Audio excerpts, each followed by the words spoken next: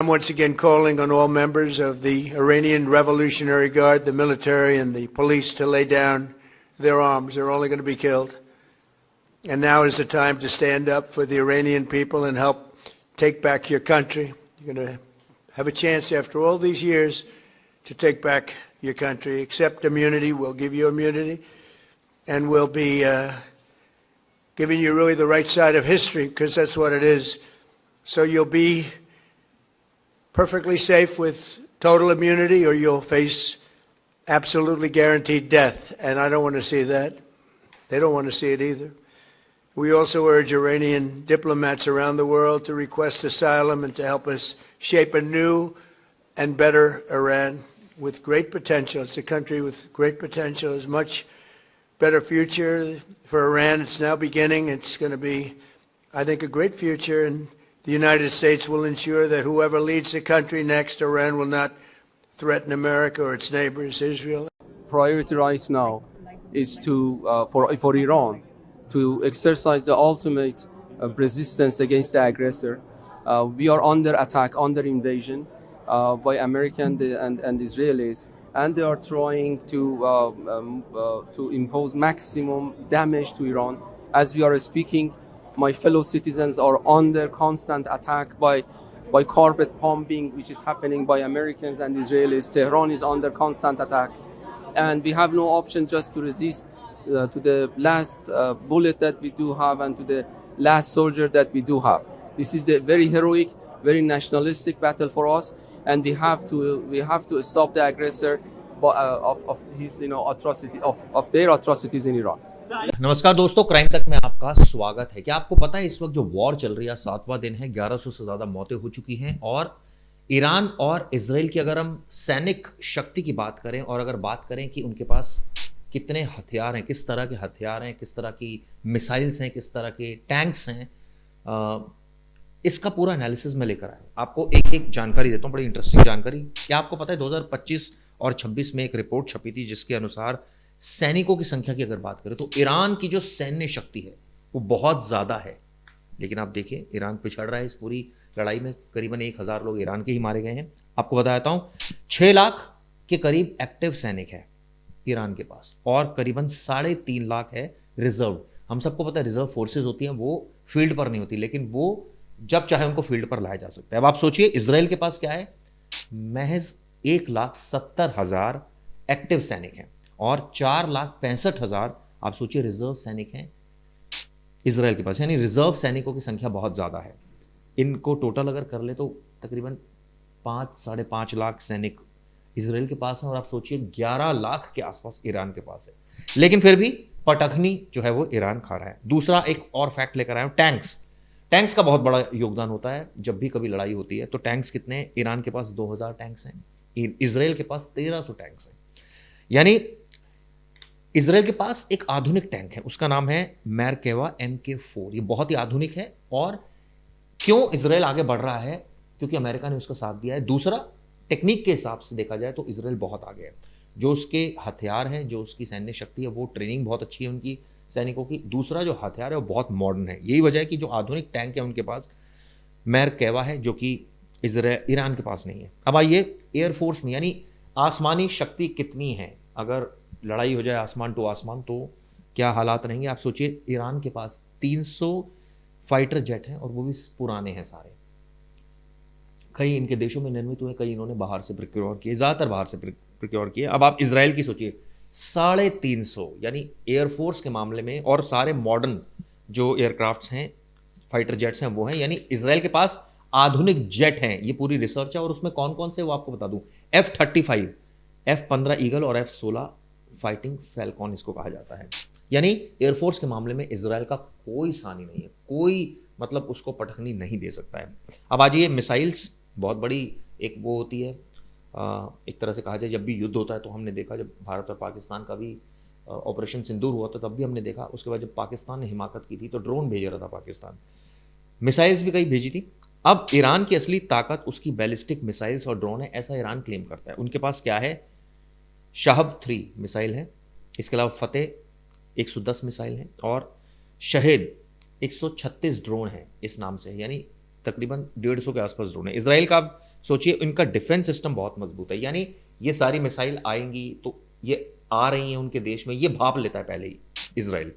इसलिए उनके पास आयरन ड्रोम है जो कि बहुत हाई टेक्निक है, डेविड स्लिंग है उनके पास, और एक और चीज़ है एरो 3। ये यानी ईरान हमला करने में तो मजबूत है, यानी ईरान के पास ये मिसाइल्स हैं, वो अटैक कर सकता है, लेकिन इसराइल के पास जो एक सबसे बड़ी पावर है वो ये है कि वो इनको भांप सकता है पहले ही, यानी कि उनको पता लग जाएगा कि आपने मिसाइल दाग दी है तो वो पहले अलर्ट हो जाएगा और वो उस जगह को खाली कर देगा या उसका एक ऑल्टरनेट तलाश लेगा। यानी रक्षा और इंटरसेप्ट के मामले में बहुत तेज है इसराइल। चलिए, परमाणु हथियार, हम सबको पता है लड़ाई इसी बात की है कि ऐसा कहा जा रहा था कि ईरान परमाणु हथियार बनाने की कवायद कर रहा था, और ये बात अमेरिका को और मिडिल ईस्ट के कुछ कंट्रीज को नागवार गुजर रही थी, खासकर इसराइल को। कई बार उसको धमकाया गया, ये भी कहा गया कि 90 दिन पहले प्लानिंग कर ली गई थी खामनेई को मारने की। अब सोचिए, और इसकी बाकायदा एक स्क्रिप्ट भी लिखी गई थी। अमेरिका नहीं चाहता था कि मिडिल ईस्ट में कोई परमाणु संपन्न देश हो, और यही वजह है कि इसराइल भी नहीं चाहता था। और अक्सर इस तरह की घटनाएं होती थी जिसमें यह आरोप लगा कि खामनेई जो हैं वो कई हिजबुल्ला या तमाम ऐसे आतंकी संगठनों को सपोर्ट कर रहे हैं, और इसी वजह से यूएस और इसराइल में खासकर हमले हुए, उनके पीछे ईरान था। इसी वजह से उनका खात्मा किया गया, यानी खामनेई का। अब निष्कर्ष के साथ ये कहा जा सकता है इस पूरी रिपोर्ट में कि भैया ईरान के पास सैनिक संख्या तो बहुत ज़्यादा है, लेकिन अकेले सैनिक कुछ नहीं कर सकते। अगर सामने से ये कहा जाए कि एयरफोर्स टेक्नोलॉजी की अगर बात की जाए तो इसराइल का कोई सानी नहीं है, लेकिन मिसाइल और ड्रोन भी ईरान के पास है। आप सोचिए, यानी वो ड्रोन से भी हमला कर सकता है, मिसाइल से भी कर सकता है, सैनिकों को भी भेज सकता है, लेकिन इन दोनों को इंटरसेप्ट कर लेंगे इनके ड्रोन सिस्टम। इसके अलावा सैनिक की संख्या है, वो जो इसराइल के सैनिक हैं वो बहुत ज़्यादा एडवांस्ड है, और अगर सीधा युद्ध होता है तो ये अभी तक आकलन नहीं है कि दोनों देशों को भारी नुकसान हो सकता है। लेकिन अभी क्या हो रहा है आपको बताता हूँ। अभी ये हो रहा है कि नुकसान, जो मेनली नुकसान हो रहा है वो हो रहा है ईरान को। क्यों? क्योंकि यूएस उसके साथ खड़ा है। क्योंकि जब यूएस किसी देश के साथ मिल जाता है तो आप सोच ही सकते हैं कि क्या हालात पैदा हो जाते हैं, यानी कि तब उसकी शक्ति 3 गुना ज़्यादा हो जाती है।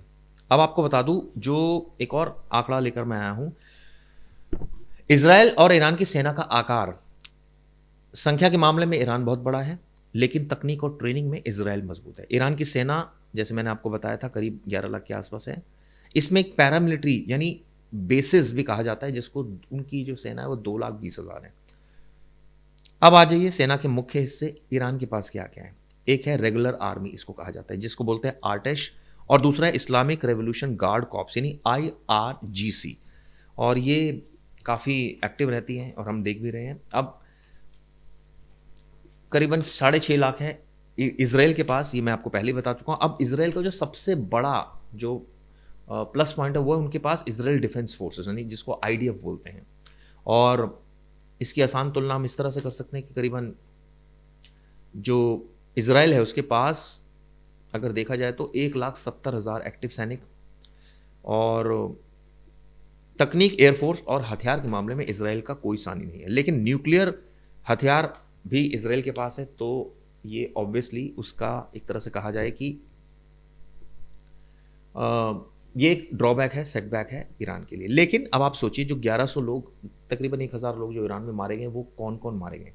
खामेनेई, उनके जो रिश्तेदार है वो मारे गए, यानी कि सुप्रीम लीडर मारा गया, और नागरिकों को नुकसान पहुंचा है, कई सैनिकों को नुकसान पहुंचा है, सरकारी अधिकारियों को नुकसान पहुंचा है, वाइटल इंस्टॉलेशन उनके डैमेज हुए हैं। जैसे हमने देखा कि मिसाइल साइट्स जहाँ पर मिसाइल तैनात होती है, इसके अलावा एयर डिफेंस सिस्टम, जहाँ पर सारा ये एयर डिफेंस सिस्टम होता है वो तय, इसके अलावा सैन्य ठिकाने और सुरक्षा मुख्यालय, ये सबसे ज़्यादा क्षतिग्रस्त हुए हैं। हालांकि कुछ रिहायशी इलाकों को भी नुकसान पहुंचा है। जब भी युद्ध होता है दोस्तों, तो अक्सर पहले जो एक देश दूसरे देश के नागरिकों को निशाना नहीं बनाता, ये एक युद्ध की पॉलिसी होती है। पहले निशाना बनाया जाता है वाइटल इंस्टॉलेशंस को, इसके अलावा जो मुख्य लीडर्स होते हैं उनको। शायद इसी सेंस में ये अटैक में भी यही किया जा रहा है। और आप सोचिए, ज़्यादातर जो तरीका इस पूरे युद्ध में अपनाया जा रहा है वो मिसाइल और ड्रोन से हमला कर रहा है ईरान, ज़्यादातर हम देख रहे हैं। लेकिन यूएस, और कल हमने देखा यूएस ने किस तरह से जो उनका युद्धपोत था ईरान का, उसको निस्तनाबूद कर दिया। और कुल मिलाकर ये कहा जा सकता है कि युद्ध कब तक चलेगा इसका कोई अभी पता नहीं है, आगे क्या हश्र होगा ईरान का ये भी नहीं पता। लेकिन खामनेई 2 को लेकर अमेरिका की पॉलिसी सीधी है कि वो कोई खामियानी नहीं चाहता। वो चाहता है कि अब सरकार वो चलाए और अपने हिसाब से वहाँ सरकार का गठन हो। क्या ये संभव है? क्योंकि सबसे बड़ा हब जो है वो ईरान है तेल का। अगर तेल रोक दिया तो बहुत देशों को नुकसान पहुंच जाएगा। लेकिन क्या वो कर सकता है ऐसा? मजबूरी उसकी बहुत सारी है। ये अगली रिपोर्ट में आपको बताऊंगा। जाते जाते वर्ल्ड के लीडर्स ने बहुत कमेंट किए हैं। जेलेंस्की का बयान आप सुनिए, इसको लेकर ईरान का क्या नज़रिया है वो भी आप सुनिए। बहुत सारी बाइट्स हैं, जाते जाते वो बाइट्स आपको छोड़ता जा रहा हूँ। उम्मीद करता हूँ ये वीडियो दोस्तों आपको पसंद आई होगी। और मैंने कोशिश ये की कि एक सैन्य शक्ति बताई जा सके। और एक और रिपोर्ट जो मैं पढ़ रहा था वो भी आपको इसमें क्लब कर देता हूँ। दरअसल ये भी जानकारी निकल कर आ रही है कि 90 दिन पहले ही खामनेई को मारने की प्लानिंग कर ली गई थी और इजराइल के रक्षा मंत्री ने इस बात का खुलासा किया। उन्होंने कहा है कि नवंबर 2025 में प्रधानमंत्री यानी पीएम जो नेतन्याहू थे उनके साथ बैठक में ईरान के सर्वोच्च नेता को मारने का फैसला लिया गया था। ये खुलासा उन्होंने किया है। इसके साथ साथ 2026 के मध्य में ऑपरेशन की योजना थी। ईरान में विरोध प्रदर्शनों के बाद इसे जनवरी में आगे बढ़ा दिया गया था। और इस तरह की जो क्लेम किया जा रहा है, अब ऐसे में इन क्लेम्स में कितनी सच्चाई है ये तो वक्त आने पर पता चलेगा भी नहीं चलेगा, इसका कुछ कहा नहीं जा सकता। चलिए वीडियो कैसी लगी जरूर बताइएगा। धन्यवाद। I hear the people are saying we're going to have an endless war here. You're not going to have an endless war. Now, of course, it's up to the people of Iran in the final count to change the government. But we are creating, America and Israel together are creating the conditions for them to do so. And I think peace between Israel and Saudi Arabia would be really possible and probably very close once this thing happens. So this is a gateway for peace, for a broader peace, and I believe that we can achieve it. I'd like to give you an operational update on where we are and provide you with some key facts. By order of the President of the United States and the Secretary of War, our military in the Middle East is undertaking an unprecedented operation to eliminate Iran's ability to threaten Americans, as they've been doing for nearly half a century. Having spent more than 36 years in the military, I could not be prouder of America's sons and daughters in uniform who are answering the call. More than 50,000 troops, 200 fighters, 2 aircraft carriers, and bombers from the United States are participating in this operation, and more capability is on the way. These forces bring a massive amount of firepower, representing the largest buildup by the U.S. in the Middle East in a generation. In the opening hours of Operation Epic Fury, U.S. Central Command forces, together with Israel, delivered overwhelming and unprecedented strikes into Iran, and we continue with 24/7 strikes into Iran from seabed to space and cyberspace. Is Iran ready for any kind of negotiations with U.S.? Up to now, no, because we were in the negotiation table. They destroyed the negotiation table. They started the war.